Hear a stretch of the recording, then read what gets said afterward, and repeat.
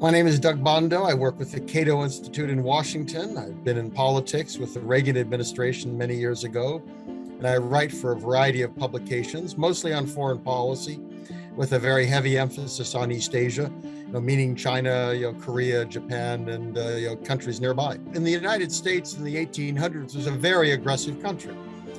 We didn't have an overseas, expansive policy until the end of the 19th century. But the U.S. expanded across the continent. The U.S. went to war with Mexico, took about half of that country. The U.S. threatened war with Great Britain over the Canadian border. The U.S. expanded very brutally against Native American populations. So what you saw was a country that viewed itself manifest destiny, that sense of we are destined to overspread the continent. And I think many Americans looking back at some of that behavior are kind of sad at what happened.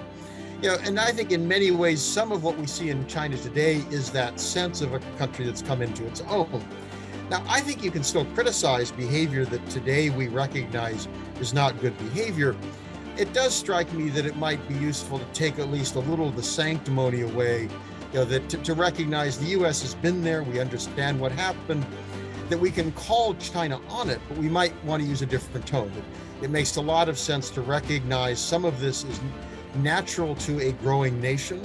It makes sense to constrain it, but we shouldn't act as if this is somehow unique and only the PRC is engaging in this. Rather, the PRC is kind of a late bloomer because its power has come, in the 20th century, the 21st century, not in the 19th century. No one wants to get in the middle of, to essentially a superpower and an emerging superpower.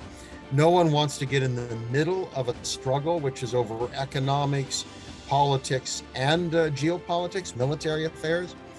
So that, I think, has caused an extraordinary difficulty for friends, particularly of the United States. The reality here is that more countries are friends with the United States.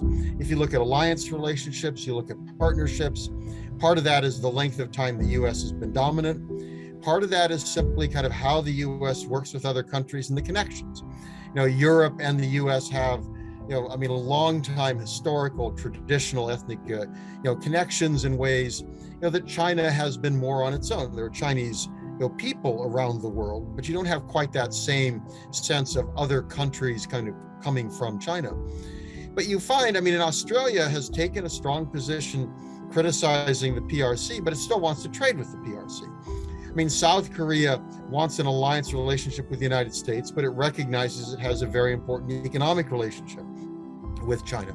We've seen recently, even Japan, another treaty ally of the US, very complicated and kind of contradictory statements when they've talked about Taiwan and China, where Japan wants to maintain a relationship with the U.S., is concerned about issues in the South China Sea and even the northern areas, the question of the Diaoyu, the Senkaku Islands. All of these matter to Japan, but again, it doesn't want to be stuck in between a conflict between the U.S. and China.